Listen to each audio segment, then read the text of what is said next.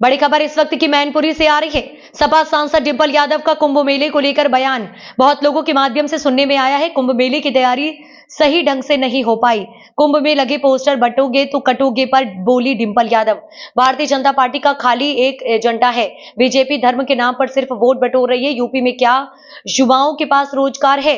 क्या बेटियों की सुरक्षा सुनिश्चित कर पा रहे हैं? हो चुका है, विरोध जारी है, लोग आपत्ति लगा रहे हैं कि अनियमितताओं को लेकर कैसे देखते हैं इस बार बहुत लोगों के माध्यम से ये सुनने में आया है, पता चला है कि जिस तैयारी के साथ कुंभ होना चाहिए था उस तरह की व्यवस्थाएं और तैयारियां नहीं हो पाई हैं।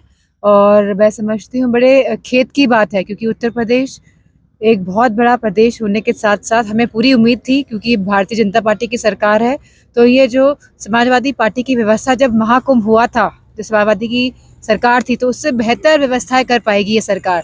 लेकिन बड़ी निराशाजनक बात है कि कुंभ मेले की तैयारी उस ढंग से नहीं हो पाई। अच्छा मैडम, महाकुंभ जो कह रहे हैं इसको तैयारी सरकार के साइड से अपने दावे किए जा रहे हैं, बहुत अच्छी तैयारी चल रही है, वहीं जो पोस्टर लग रहे हैं वो विवादित हैं, जैसे कटोगे बटोगे, जैसे इलेक्शन में था फिर से हुआ, वहाँ पे हिंदू को एक करने की बात कर रही। धार्मिक कार्यक्रम में इस तरह के पोस्टर को किस तरह से देखते हैं? मैं समझती हूँ कि भारतीय जनता पार्टी का खाली एक एजेंडा है कि वो किस तरह धर्म के नाम पर वोट बटोरे। उन्हें कोई परवाह नहीं है कि आज उत्तर प्रदेश में क्या हालात हैं, क्या हमारे युवाओं के पास रोजगार है, क्या हमारी बेटियों की सुरक्षा सुनिश्चित कर पा रहे हैं ये सरकार, या किस तरह हमारा किसान आज दर दर भटक रहा है, नौजवान भटक रहे हैं।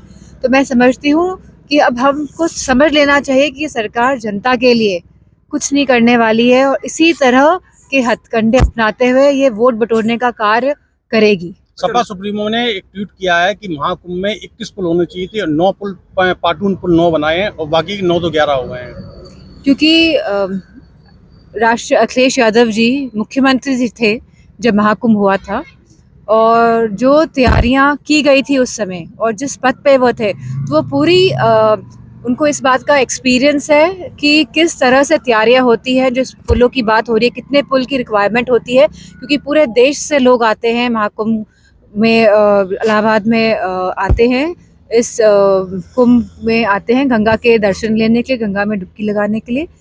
तो जिस तरह की तैयारियां का अनुभव, जिस तरह की तैयारियां होनी चाहिए थी और जिस तरह का अनुभव राष्ट्रीय अध्यक्ष जी अखिलेश जी के पास है, तो मैं समझती हूँ वो अच्छी तरह से समझ रहे हैं कि इस बार की जो तैयारियां हैं वो सही ढंग से नहीं हो पाई हैं। एक आखिरी सवाल मैडम, पार्लियामेंट में जिस तरह का अभी देखने को मिला, हंगामा हुआ, वहाँ धक्का मुक्की वाली राजनीति हुई, FIR दर्ज हुई राहुल गांधी पे, आप पार्लियामेंट सदस्य हैं, आप क्या लग रहा है उस तरह की राजनीति को किस तरह से देखती हैं वहाँ पर? मैं समझती हूँ सबसे पहली बात तो अगर कोई बात हुई थी तो ये स्पीकर के पास जाना चाहिए था, भारतीय जनता पार्टी के सांसदों को। तो उन्होंने सारे नॉर्म्स को तोड़ते हुए वो FIR लॉन्च कराने पुलिस स्टेशन गए, जो गलत बात है और जो संसदीय जो नियमावली है उसके भी विरोध ये बात है। और जिस तरह का फेस ऑफ देखने को मिला पार्लियामेंट में, क्योंकि हम खुद वहाँ मौजूद थे, तो यह सभी जानते हैं कि जो भी ये फेस ऑफ हुआ है वो केवल और केवल भारतीय जनता पार्टी के सांसद जिम्मेदार है, और यह डायरेक्शन भी उनको कहीं ऊपर से मिला है। मैडम जैसा कि संबल हिंसा लगातार जारी है, जगह जगह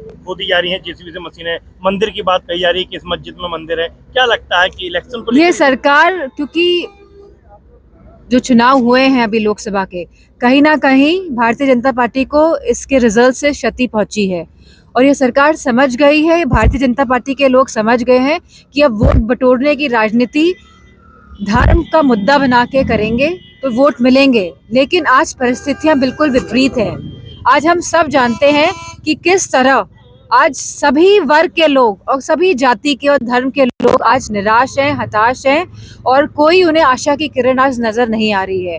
और मुझे पूरा विश्वास है कि लोग ये बात को समझ रहे हैं कि ये जो खुदाई करने का जो नया मिशन इन लोगों ने निकाला है, ये हमारे देश प्रदेश की बेटियों का भविष्य, बच्चों का भविष्य और जितने भी युवा हैं हमारे किसान के भविष्य के साथ खिलवाड़ कर रहे हैं और उनके भविष्य के साथ ये खुदाई कर रहे हैं। आखिरी सवाल केवल एक बड़ा उलटफेर, बिहार में बड़ा उलटफेर देखने की संभावना बताई जा रही है, वहाँ पे फिर से नीतीश कुमार पलटने की संभावना, सेंटर पे असर देखने में क्या लगता है जानकारी? ये तो वक्त और समय बताएगा।